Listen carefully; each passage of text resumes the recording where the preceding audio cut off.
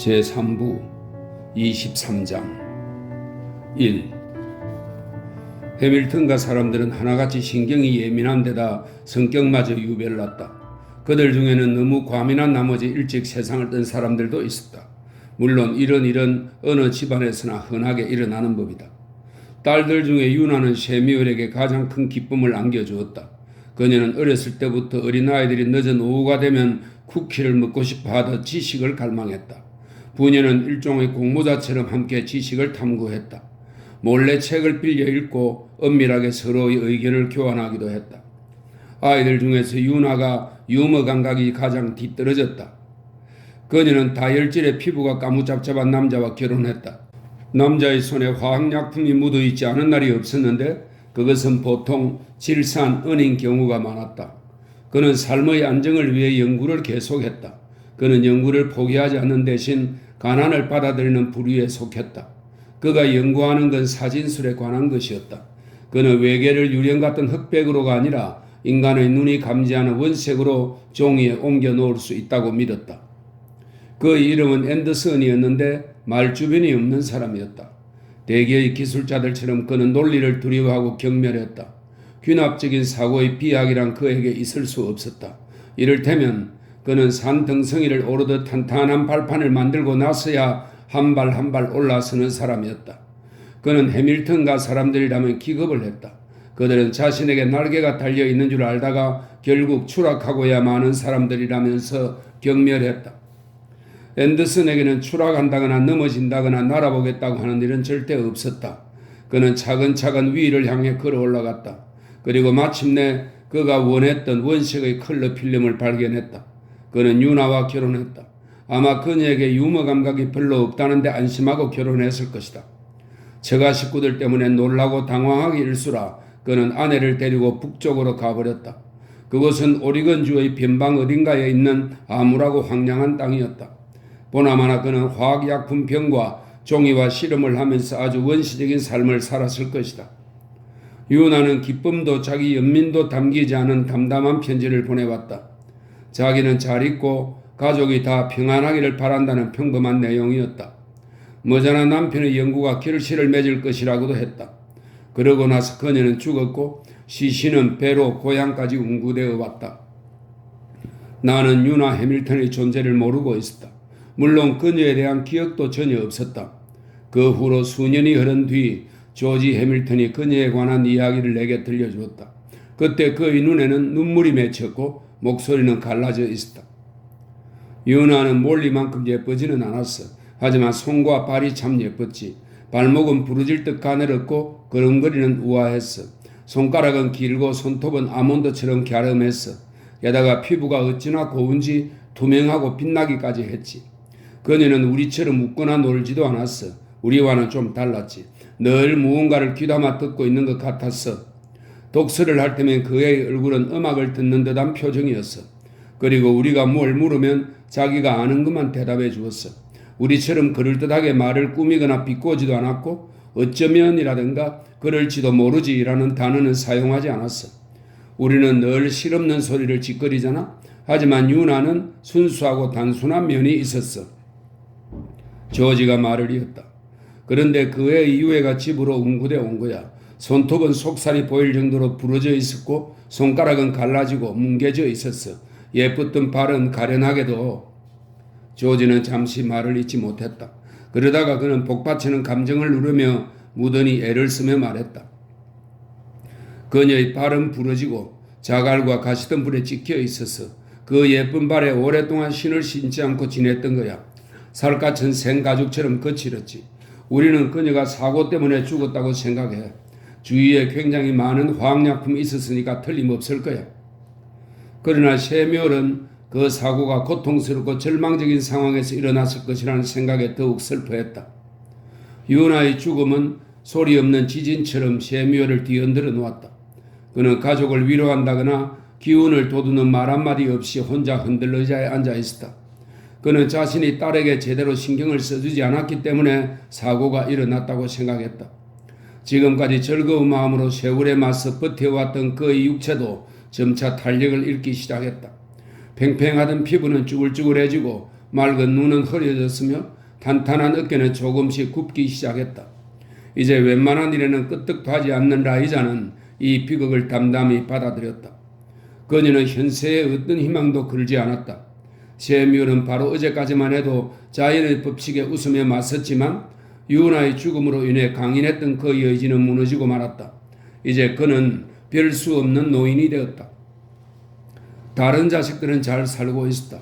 조지는 보험회사에 다녔고 윌은 돈벌이가 좋았으며 조는 동부로 가서 광고업이라는 새 분야를 개척했다. 조의 단점이 이 분야에서는 장점으로 작용되었다. 그는 자기의 구체적인 백일몽을 다른 사람들에게 전할 수 있고 이를 적절히 응용하면 그것이 바로 광고업이라는 것을 깨달았다. 조는 새로운 분야에서 거물이 되었다. 대시를 제외하고 딸들은 모두 결혼했다. 대시는 살리나스에서 양장님을 성공적으로 운영하고 있었다. 톰만이 아무 일도 손을 대지 못하는 상태였다. 세뮤엘은 톰이 논쟁의 대가라고 애덤에게 말한 적이 있었다. 톰을 지켜보노라면 그는 아들에게서 충동과 두려움, 적극성과 소극성을 동시에 느낄 수 있었다. 그건 자신이 지니고 있는 기질이었다. 톰은 아버지의 감성적인 부드러움이나 쾌활하고 잘생긴 외모를 물려받지는 못했다. 그러나 톰을 자세히 살펴보면 그의 면모를 느낄 수가 있다. 그의 내면에는 강인함과 따뜻함 그리고 한결같은 성실함이 있었다. 그러나 그 모든 성격의 밑바닥에는 소심한 면이 있었다. 그는 아버지처럼 쾌활해 보이다가도 언제 그랬냐는 듯 마치 바이올린 줄이 끊어진 것처럼 갑자기 수심에 잠기곤 했다. 톰은 얼굴이 그무스름했다. 햇빛에 그을린 탓이겠지만 그의 피부는 마치 고대 스칸디나비아인이나 로마를 약탈한 반달족의 피가 몸속에 흐르기라도 하듯 검붉었다. 머리카락과 턱수염과 콧수염 역시 검붉은 색을 띠었고 파란 눈동자는 피부색과 대비되어 유난히 빛났다. 어깨와 팔 근육이 단단하고 강했지만 엉덩이는 작았다. 그는 어느 누구에게 뒤지지 않을 만큼 힘이 세고 빨리 달리고 말을 잘 탔다. 그러나 경쟁심은 전혀 없었다. 윌과 조지는 도박을 좋아했고 모험의 희비 속으로 종종 동생을 끌어들이려 했다. 톰이 말했다. 도박을 해봤지만 따분하기만 해. 왜 그럴까 생각해봤어. 이겨도 기쁘지가 않고 져도 속 상하지가 않아. 이런 감정을 못 느낀다면 도박을 하는 게 무슨 의미가 있겠어? 그것이 돈을 버는 수단도 아니잖아. 거기에 생사나 희비가 걸려있지 않다면 나에게는 아무 의미가 없어. 좋고 나쁘건 간에 뭐라도 느껴지는 게 있으면 그때 하겠어. 윌은 그 말을 이해하지 못했다. 그는 경쟁이 없는 삶은 상상할 수도 없었고 지금껏 이런저런 도박을 하며 살았다. 그는 톰을 무척 좋아했기 때문에 재미있다고 생각드는 게 있으면 그에게 해보라고 권했다. 그는 톰을 사업으로 끌어들여 사고 파는 즐거움, 다른 사람들의 속셈을 간파해 그들의 허를 찌르는 즐거움, 그리고 약게 살아가는 즐거움을 맛볼 수 있게 하려고 애썼다. 톰은 집을 나섰다가도 어쩔 줄 몰라 하며 어김없이 농장으로 다시 돌아오곤 했다. 심각한 정도는 아니었지만 어디서부턴가 길을 잘못 들었다는 생각 때문이었다. 남자들이 본능적으로 쾌감을 느끼는 경쟁이라는 영역에서 자신도 즐거움을 느껴야 한다는 생각은 들었다. 그렇다고 해서 즐겁지도 않은데 즐거운 척은 할 수 없었다. 세뮤얼은 톰이 욕심이 많아서 음식이건 여자이건 간에 늘 지나치게 탐한다고 말했다. 세뮤얼은 현명한 사람이었지만 내 생각엔 그는 톰의 일면만을 알고 있었던 것 같다. 어쩌면 톰은 가식이 없는 사람이었는지도 모른다. 내가 처음부터 하려는 그에 대한 이야기는 내 기억과 내가 사실로 알고 있는 것, 그리고 그 둘을 토대로 추측한 결과에 따른 것이다. 그것이 정확한 사실인지 아닌지는 아무도 모른다. 우리는 살리나스에 살고 있었다. 그리고 톰이 와 있으면 나는 그가 항상 밤에 도착했다고 생각했는데 우리는 그것을 금방 확인할 수 있었다. 메리와 내 베개 밑에 어김없이 껌 몇 통이 있었기 때문이다. 그 당시에 5센트짜리 동전이 귀했던 것처럼 껌도 흔한 게 아니었다. 그가 몇 달 동안 오지 않던 때도 있었지만 우리는 아침에 잠을 깨면 껌이 있는지 보려고 베개 밑에 손을 넣어보곤 했다. 나는 아직도 그 버릇을 못 버리고 있는데 어쨌든 베개 밑에 껌이 있었는지도 여러 해가 되었다. 내 누이 메리는 자신이 여자라는 사실을 받아들이지 못했다. 자신이 여자라는 게 영 어색하다니 불행한 일이 아닐 수 없었다. 메리는 운동신경이 잘 발달했다. 그녀는 남자아이처럼 구슬치기를 했으며 윈 올드 캣의 투수였다. 이 윈 올드 캣은 나무 토막을 막대기로 쳐서 멀리 보내는 놀이로 야구와 비슷하답니다. 원 올드 캣의 투수였다. 그녀는 여자들이 하는 장신구를 달지 않았다. 물론 이것은 여자여서 좋은 점이 무엇인지 그녀가 분명히 자각하기 전의 일이었다. 우리는 우리의 몸 어딘가에 어쩌면 팔 아래인지도 모르지만 단추가 하나 있는데 그것을 누르기만 하면 하늘을 날 수 있다고 생각했다. 허무맹랑하기는 메리도 마찬가지였다. 그녀는 자신이 원하는 힘센 사내 아이로 변신할 마술을 고안해냈다. 그것은 무릎을 굽히고 머리를 비스듬한 각도로 숙인 다음 손가락을 서로 지그재그로 낀 마술 자세로 잠을 자는 것이다. 그러고 나서 아침에 깨어나면 사내 아이가 된다는 것이었다. 매일 밤 그녀는 그 자세로 자려고 애를 썼으나 몸이 말을 듣지 않았다. 나는 그녀가 깍지 끼는 것을 도와주곤 했다.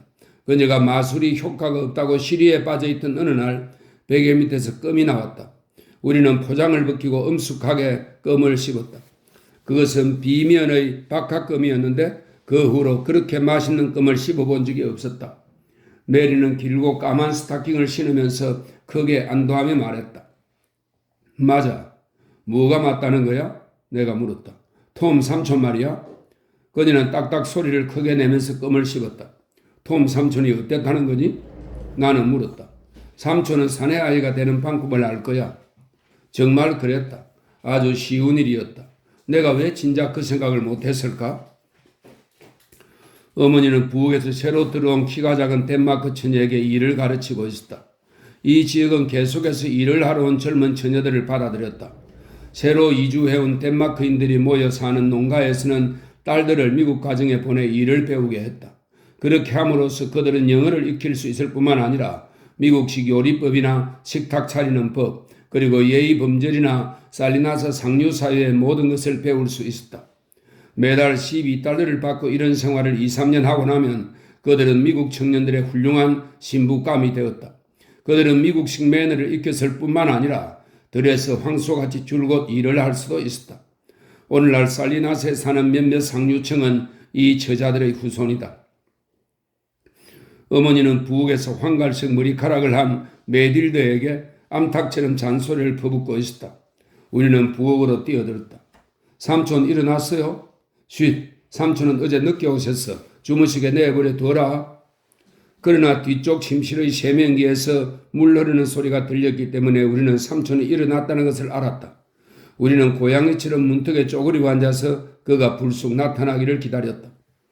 오랜만에 만날 때마다 우리는 처음에는 조금 서먹해했다. 내 생각에 톰 삼촌도 우리처럼 수줍어했던 것 같다. 그는 마음 같아서는 당장 달려나와 우리를 덥석 안고 높이 들어 올려주고 싶었겠지만 그러지 못하고 아주 점잖게 대했다. 삼촌, 껌 고마워요. 너희들이 좋아하니 기쁘구나. 삼촌이 여기 있는 동안 밤늦게 귤이든 빵을 먹을까요? 어머니가 괜찮다고만 하신다면 꼭 그렇게 하자. 우리는 거실로 우리로 몰려가 앉았다. 부엌에서 어머니의 목소리가 들렸다. 얘들아, 삼촌을 귀찮게 하지 마라. 괜찮아요, 올리. 그가 대받아 소리쳤다. 우리는 거실에서 삼각형 모양으로 앉았다. 톰의 얼굴은 아주 검고 눈은 아주 파랬다. 그는 좋은 옷을 입고 있었지만 제대로 구색을 맞춰 입은 적은 한 번도 없었다. 이 점에서 그는 그의 부친과 아주 달랐다.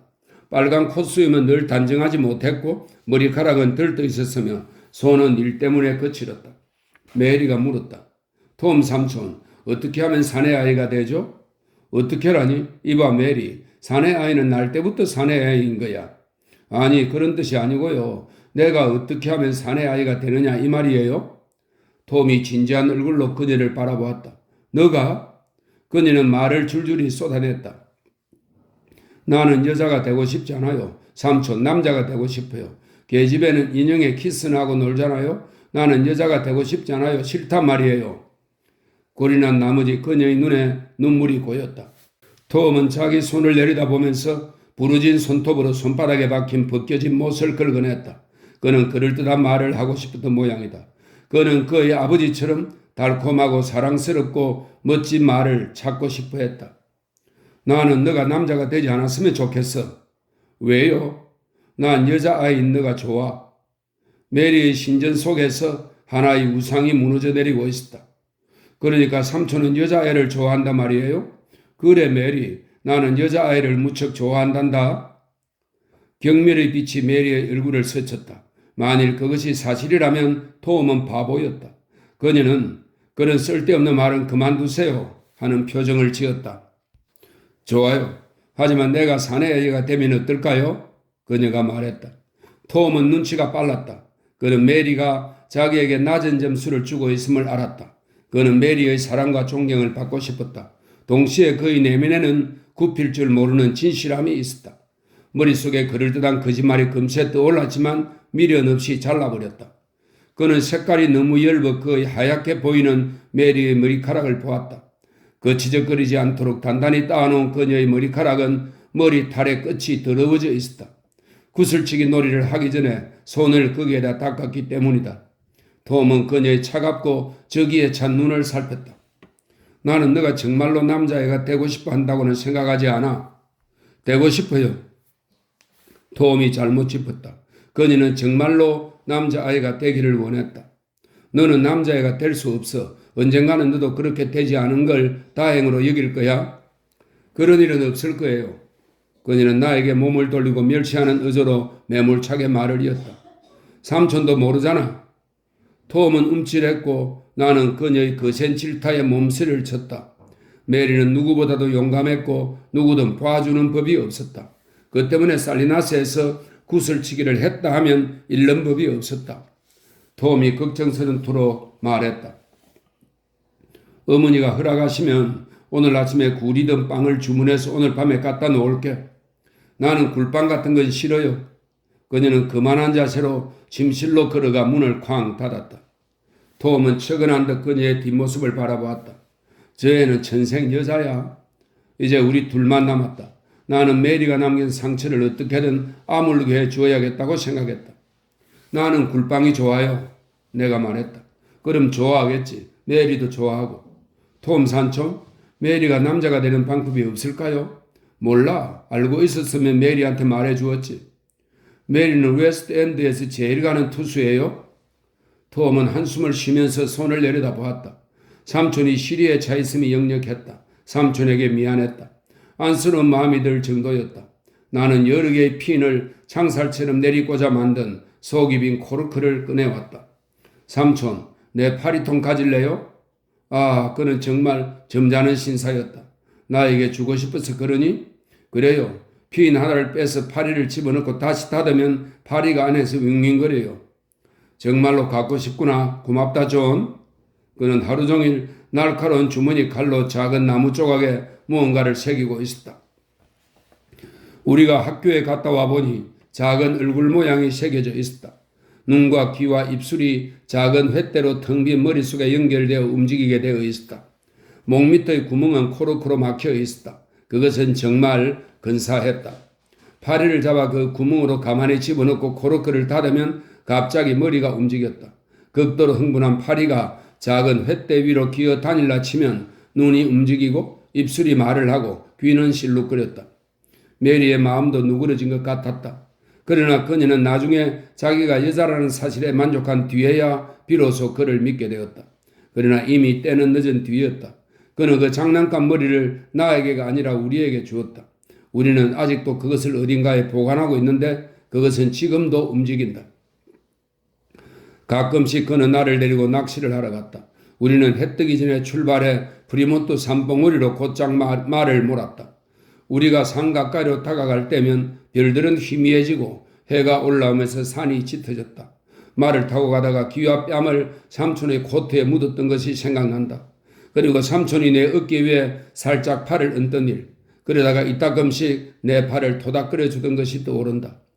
마침내 우리는 어느 떡갈나무 밑에 이르러 마차를 세우고 말 굴레를 벗겨 개울가에서 말에게 물을 먹인 뒤 마차 뒤에 말을 메어놓곤 했다. 톰이 말을 한 기억은 없다. 지금 떠올려보면 그의 목소리나 말투가 기억나지 않는다. 조부의 목소리와 말투는 기억이 났다. 그러나 톰을 생각하면 다정다감한 침묵만이 떠오를 뿐이다. 어쩌면 그는 말을 전혀 하지 않았는지도 모른다. 그는 훌륭한 낚시 도구를 가지고 있었고 생파리 미끼를 손수 만들었다. 그러나 그는 우리가 송어를 잡든 못 잡든 별로 개의치 않았던 것 같다. 꼭 물고기를 잡을 필요가 없었던 것이다. 작은 폭포 밑에서 자라던 5손가락 모양의 양치식물이 생각난다. 작은 물방울이 튀면 녹색 이파리는 까딱까딱 흔들렸다. 그리고 언덕에서 풍기던 향긋한 냄새와 진달래 향기, 먼 곳에서 풍기는 스컹크 냄새, 달콤한 루핀 풀과 마구에 스며든 말의 땀 냄새가 떠오른다. 말똥가루들이 하늘 높이 날아다니며 일사불란하게 멋진 춤을 추고 톰이 그것들을 물끄러미 쳐다보던 기억이 난다. 그러나 그 모든 것들을 바라보며 무슨 말을 했는지는 생각나지 않는다. 그가 말뚝을 받고 끈을 잇는 동안 고기가 미끼를 물어버린 낚싯줄을 내가 잡고 있던 것이 생각난다. 고기 바구니 속에 짓눌려 있는 양치식물 냄새와 녹색 깔개 위에 가지런히 누워있는 물오른 신선한 무지개 송어의 은근한 냄새도 기억난다. 그리고 마지막으로 마차 있는 대로 돌아와 가죽 주머니에 보리를 넣고 말의 귀 뒤에 그것을 덮어 씌우던 것을 기억한다. 나는 그의 말이나 목소리를 전혀 기억할 수가 없다. 내 기억 속에 그는 어둡고 과묵하지만 온정이 넘치는 사람으로 각인되어 있다. 톰은 어두운 면이 있었다. 톰의 아버지는 잘생기고 총명했으며 어머니는 키가 작달막하고 빈틈없는 사람이었다. 그의 형제들과 누이들은 각기 멋진 외모나 재능 그리고 재산이 있었다. 톰은 그들을 몹시 사랑했으나 우울했고 현세에 얽매여 있었다. 그는 짜릿함을 안겨주는 산을 오르고 산봉우리 사이 어두운 바위 틈을 무작정 돌아다녔다. 그의 내면은 용기로 용솟음쳤으나 그것은 소심함이 묶여 있었다. 세뮤엘은 톰이 큰일을 앞두고 긴장해서 떨고 있다고 그 냉엄한 책임을 짊어져야 할지 결정하기 위해 애쓰고 있다고 말했다. 세뮤엘은 아들의 자질과 그가 여차하면 주먹을 휘두를 수 있다는 것도 알았다. 그래서 세뮤엘은 마음이 조마조마했다. 그는 폭력과는 거리가 먼 사람이었다. 그가 주먹으로 애덤 트레스커를 때릴 때도 폭력성은 전혀 없었다. 세뮤엘은 손에 잡히는 대로 책을 들고 읽어 내려갔다. 그중 몇 권은 몰래 사온 것들이었다. 세뮤엘은 마치 카누를 타고 흰 포마를 일으키는 급류를 가르듯 여러 사상 사이에서 즐겁게 균형을 잡았다. 그러나 톰은 책 속에 푹 빠져들어 책과 책 사이를 아침하듯 기어다니고 두더지처럼 사상 사이에 터널을 뚫었다. 그러고는 급기야 얼굴과 손에 온통 책의 흔적을 묻히고 나타났다. 톰은 폭력성과 수줍음 이 양면을 지니고 있었다. 그는 성욕을 충족시켜줄 여자가 필요했으나 자신은 그럴 자격이 없다고 생각했다. 그는 오랫동안 쓸쓸한 독신 생활에 젖어 있다가 느닷없이 기차를 타고 샌프란시스코에 가서 여자들과 뒹굴었다. 그러고는 목장으로 묵묵히 돌아오곤 했다. 그러나 허탈감과 자책감만 들 뿐 마음 한구석은 언제나 공허했다. 그는 닥치는 대로 일을 하면서 자신을 학대했다. 돈벌이도 안 되는 땅을 갈고 씨를 뿌렸다. 그리고 허리가 휘고 손이 부르트도록 단단한 뜻갈나무를 자르기도 했다. 어쩌면 세뮤엘이 톰에게서 태양을 가렸기 때문에 그의 그림자가 톰을 어둡게 만든 것일 수도 있다. 톰은 아무도 모르게 시를 썼다. 그 당시만 해도 시 쓰는 일은 비밀로 해두는 것이 현명했다. 시인이란 무기력하고 허약한 인간으로 생각되었기 때문에 서부 사람들은 시인을 경멸했다. 시는 나약함과 무기력과 부패의 상징이었다. 시를 읽는다는 것 자체가 사람들의 조롱거리가 되었다. 시를 쓰면 의심을 받았고 절교를 당할 수밖에 없었다. 시라는 것은 비밀스런 악이며 사실이 그러했다. 톰의 시가 훌륭했는지는 아무도 모른다. 그는 오직 한 사람에게만 그의 시를 보여주었고 죽기 전에 모두 불태워버렸다. 난로에 남은 재로 보아 그가 상당한 양의 시를 썼던 것만은 틀림없다. 톰은 가족 중에 대시를 제일 좋아했다. 그녀는 명랑했다. 그녀에게서는 웃음이 떠날 새가 없었다. 그녀가 운영하는 양장점은 살리나스의 독특한 명소가 되었다. 그곳은 여자의 세계였다. 여기에서는 모든 규칙 그리고 철칙을 낳는 공포도 없었다. 금남의 집이었다. 여자들이 자신의 모습을 있는 그대로 드러낼 수 있는 성역이었다. 악취를 풍기고 제멋대로 행동하고 신비로운 모습을 연출하지 않아도 되고 잘난 체 해도 되고 가식을 버리고 자신의 취향대로 행동해도 누가 뭐라 할 사람은 없었다. 여기에서는 고래뼈 코르셋으로 여인의 육체를 여신의 육체로 만들 필요가 없었다. 대시의 양장점에서 여자들은 화장실에 떠나들고 과식하고 간지럼을 태우고 낄낄대고 방귀를 뀌었다. 이처럼 자유를 만끽한다는 즐거움에 그들은 큰 소리로 웃어대곤 했다. 남자들은 닫힌 문틈으로 흘러나오는 웃음소리를 듣고는 혹시 자기네가 웃음거리가 된 것이 아닌가 생각하기도 했는데 대체로 그것은 사실이었다. 코안경을 쓰기에는 어울리지 않는 코에 흔들거리는 금태 코안경을 쓰고 눈물까지 나올 정도로 한바탕 웃느라 얼굴 전체가 경련을 일으킨 것 같았던 대시의 얼굴이 눈에 선하다.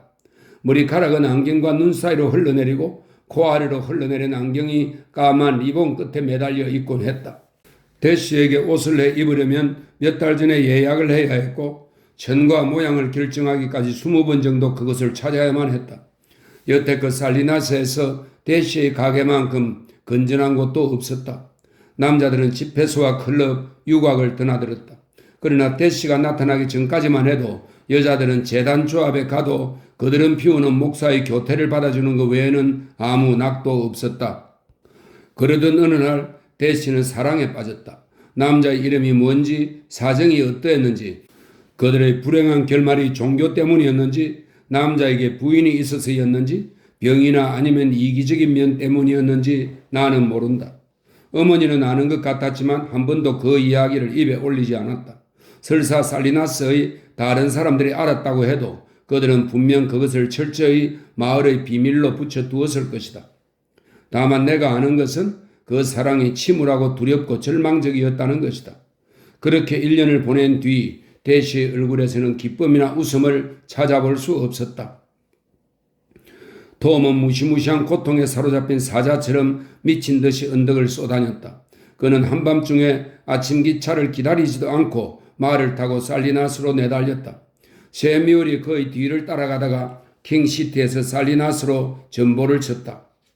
아침에 톰이 새까만 얼굴로 지친 말에 박차를 가하면서 살리나스의 좋은 가를 달리고 있을 때 보안관이 그를 기다리고 있었다. 그는 톰에게서 총을 빼앗고 감방에 넣은 다음 세미울이 올 때까지 블랙커피와 브랜디를 들게 했다. 세미울은 톰에게 설교를 하지 않았다. 그는 아들을 집으로 데리고 와서도 그 일에 대해서는 한마디도 하지 않았다. 해밀턴 가에는 침묵만이 감돌았다. 2. 1911년 추수감사절에 뉴욕에 있는 조와 나머지 식구가 된 리지, 이 세상 사람이 아닌 유나를 제외하고 나머지 가족들이 모두 농장에 모였다. 다들 실컷 먹고도 남을 음식과 선물을 들고 왔다. 대시와 톰 외에는 모두 결혼을 했다. 어린아이들은 해밀턴 집안을 아수라장으로 만들었다. 집안이 난리였다. 이렇게 시끄러운 적이 없었다. 어린아이들은 울고 소리치고 싸웠다. 남자들은 대장간에 왔다 갔다 하다가 멋쩍은 듯 콧수염을 쓱 닦으며 돌아왔다. 라이자의 작고 둥근 얼굴이 점점 벌개졌다. 그녀는 계획을 세우고 지시를 했다. 부엌 스토브에 불이 꺼질 새가 없었다. 침대가 모자라서 마룻바닥에 베개를 놓고 그 위에 이불을 깔아 어린아이들을 재웠다. 세미울은 예전처럼 다시 쾌활해졌다. 냉소적인 태도와 노래를 하듯 경쾌했던 말투가 되살아났다. 그는 노래하듯 이야기를 하고 추억을 짚어갔다. 그러다 그리 늦은 시간도 아니었는데 갑자기 피로감이 몰려왔다. 그는 라이자가 2시간 전부터 누워있는 침대로 갔다. 그는 잠시 어리둥절했다. 잘 시간이 안 됐는데 자고 싶은 생각에 침실로 간 적이 없었기 때문이다. 부모들이 자리를 뜨자 윌이 대장간에 가서 위스키 병을 들고 왔다. 식구들은 부엌에 모여 앉아 밑이 둥근 젤리 잔으로 위스키를 돌려 마셨다. 여자들은 침실로 들어가 아이들이 이불을 뜯고 자는지 살피고 돌아봤다. 그들은 어린아이들과 노인들을 깨우지 않으려고 나직이 말했다. 그 자리에는 톰과 대시, 조지와 템프시가에서 시집온 그의 아름다운 부인 마미, 몰리와 윌리엄 제이, 마틴, 올리브와 어니스트, 스타인백, 윌과 그의 아내 델리아가 있었다. 그들은 하나같이 똑같은 이야기를 하고 싶어 했다. 10사람 모두가 그랬다. 세뮤얼은 이제 노인이었다. 다들 이 새로운 사실에 마치 유령이라도 본 듯 깜짝 놀랐다. 어쨌든 그런 일이 일어나리라고는 꿈에도 생각하지 못했다. 그들은 위스키를 마시면서 이 생소한 사실에 대해 조용히 이야기했다. 아버지의 어깨 말이야. 얼마나 구부정해졌는지 봤니? 발걸음이 무거워 보이더라. 발을 좀 끄시던데. 하지만 그것보다 문제는 눈이야. 눈이 흐릿하더라고. 식구 중에서 늘 마지막으로 잠자리에 드시던 분이었는데 한참 말씀하시다 막상 하려던 이야기를 잊어버리셨는데 눈치챘어? 피부는 또 어떻고 주름지고 손등에 심줄까지 보였어? 아버지가 오른발을 쓰지 않으시던데? 맞아. 하지만 그건 말을 타다 부러진 발이야.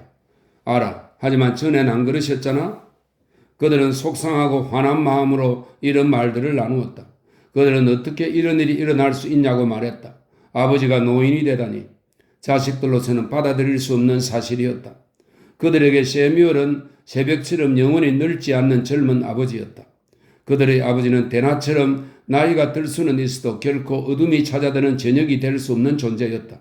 그런데 밤이라니 절대로 안 될 일이다. 그들이 흥분하고 위축되어 있는 것도 당연했다. 그리고 겉으로 표현하지는 않았지만 머릿속에는 세뮤얼이 없는 세상은 있을 수 없다라는 생각뿐이었다. 어떤 일이든 그것에 대한 아버지의 생각을 모른다면 우리가 무슨 생각을 할 수 있을까?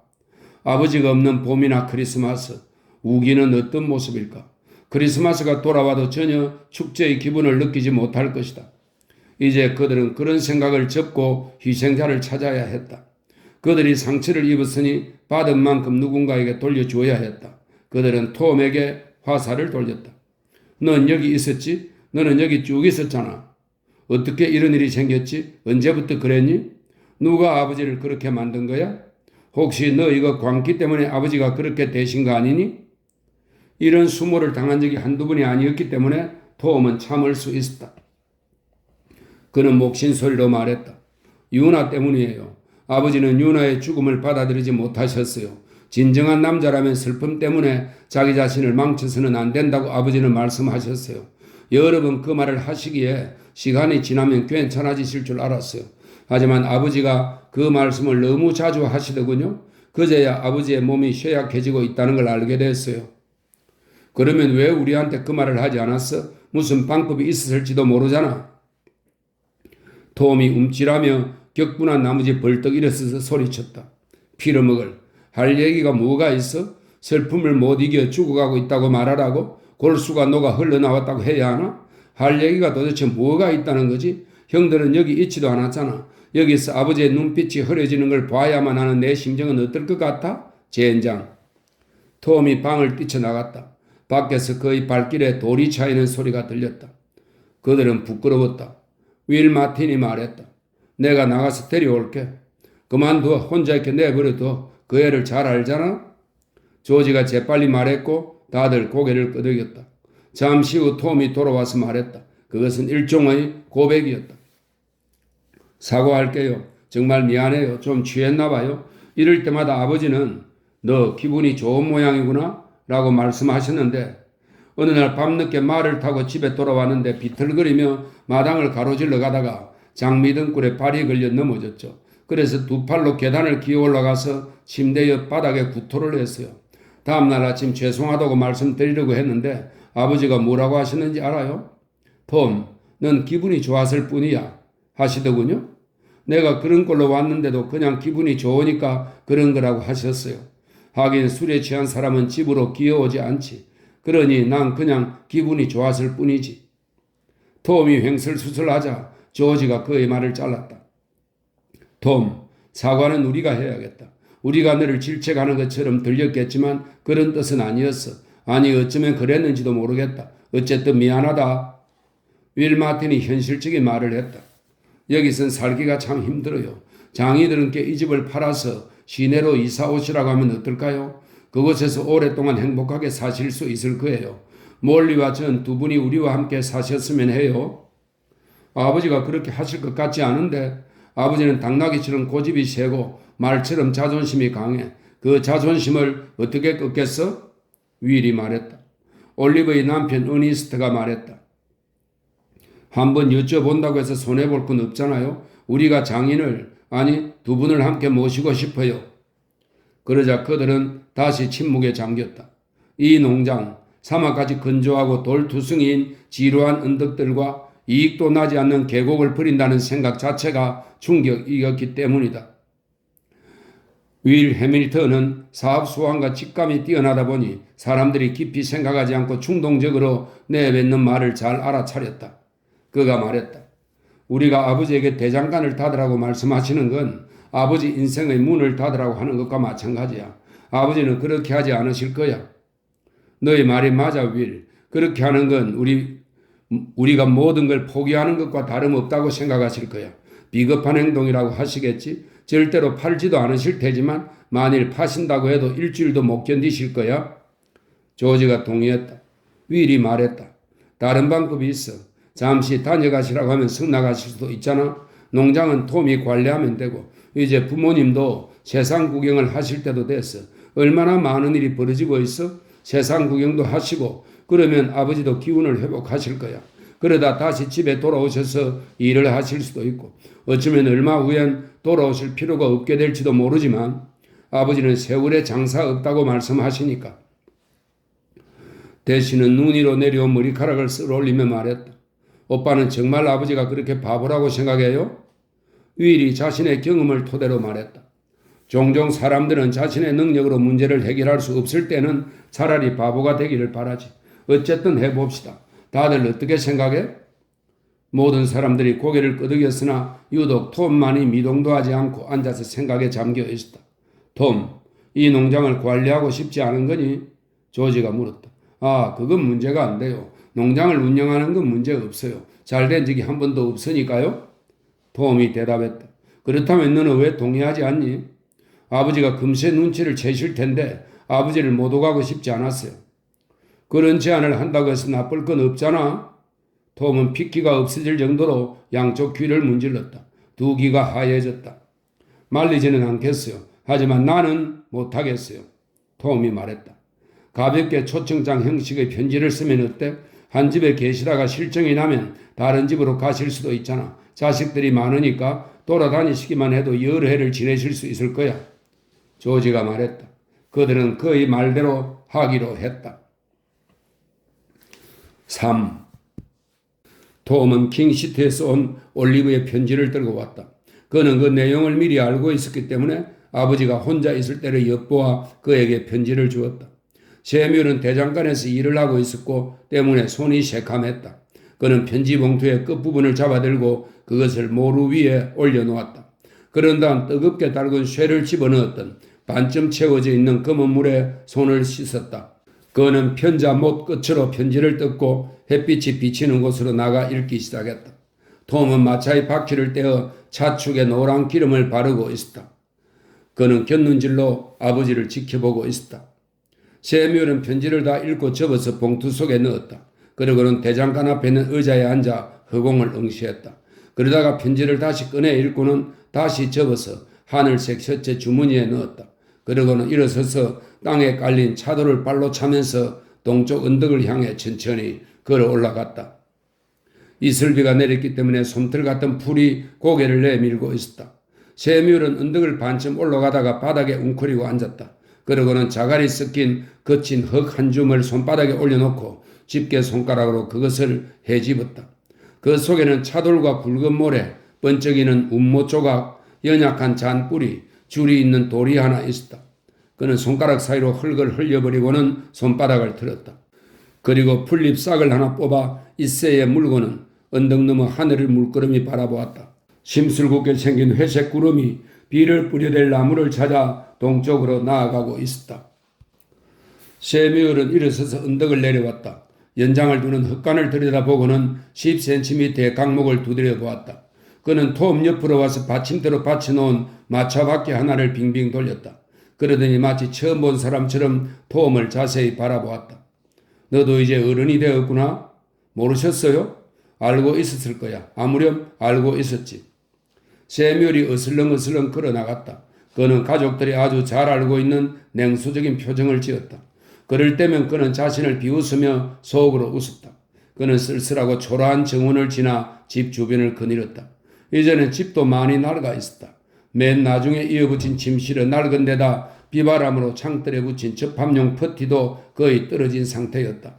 그는 문간에서 몸을 돌려 컵처럼 생긴 농장을 둘러보고는 안으로 들어갔다. 라이자는 밀가루 반죽으로 파이 크러스트를 밀고 있었다. 밀방망이 다루는 솜씨가 어찌나 능숙한지 밀가루 반죽이 살아있는 듯 움직였다. 그것은 납작해졌다가는 자체의 신축성으로 다시 오므라들었다. 라이자는 얄팍한 반죽을 집어들어 파이 접시에 얹어놓고 칼로 가장자리를 다듬었다. 사발에 담아놓을 딸기 주스를 만들기 위해 딸기가 준비되어 있었다. 세뮤는 부의자의 다리를 꼬고 앉아서 아내를 바라보았다. 그는 눈으로 웃고 있었다. 지금 이 시간엔 할 일이 없어요? 그녀가 물었다. 하리고 들면 있지. 그러면 거기 앉아서 성가시게 굴지 말아요. 할 일이 없으면 옆방에 가서 신문이나 읽어요. 다 읽었어. 전부요? 읽을만한 건 다. 세뮤얼 무슨 일이에요? 할 얘기가 있는 모양인데 얼굴에 다 쓰여 있다고요. 말해봐요. 그래야 파일을 만들죠. 그는 다리를 흔들며 그녀에게 미소를 지었다. 여자치고는 참 작군. 당신 같은 여자라면 셋이라도 한 입도 안 되겠는데. 그만둬요. 저녁 때라면 가끔씩 농담을 받아줄 수도 있지만 11시도 안 되었잖아요. 당신 일이나 보세요. 세뮤얼이 말했다. 휴가가 뭔지 아오? 아침부터 농담 말아요. 여보 아느냐고. 물론 알죠. 내가 바보인 줄 알아요? 그럼 그게 무슨 뜻이야? 휴식을 취하러 해변에 간다는 거 하는 거죠. 이제 쓸데없는 소리는 그만해요. 그 말 뜻을 어떻게 알았는지 궁금한데.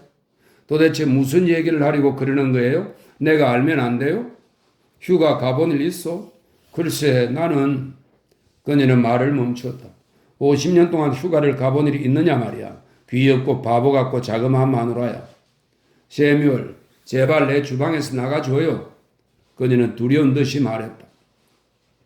그가 주머니에서 편지를 꺼내 펼쳤다. 올리브한테서 온 편지야. 우리들은 살리나스를 방문해 달라고 하는군. 2층 방을 준비해 놓았대. 우리가 자기 아이들과도 친하게 지냈으면 하더라고. 그리고 야외 문화 강연의 관람금도 사두었대.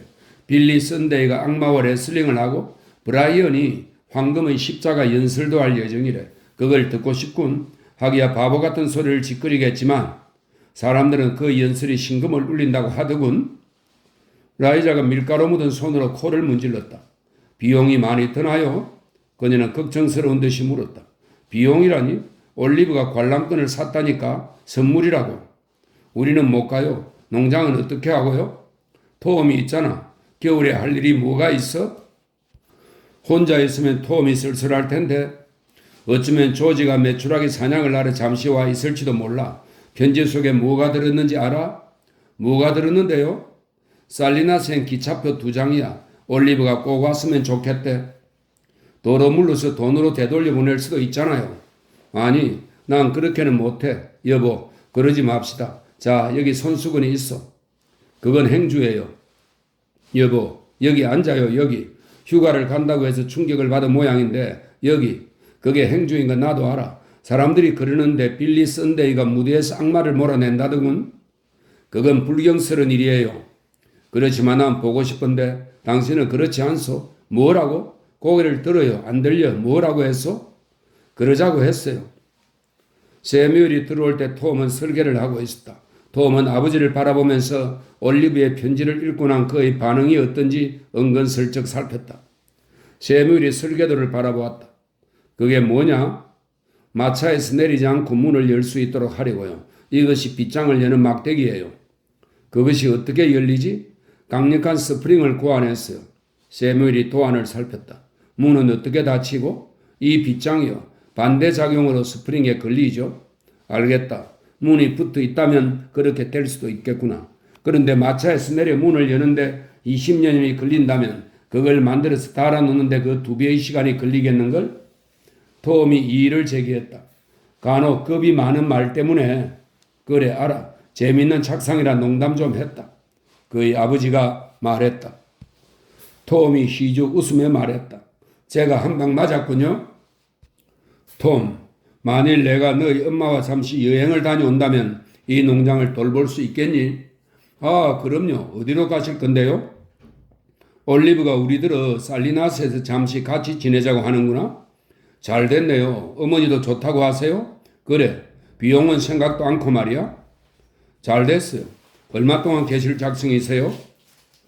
셰뮤얼은 냉소적인 눈을 빛내며 톰의 얼굴을 계속 바라보고 있었다. 톰이 말을 꺼냈다. 아버지 왜 그러세요? 얘야, 소리가 아주 작게 들리는구나. 어찌나 작은지 거의 들리지 않을 정도야. 하지만 들리긴 하지.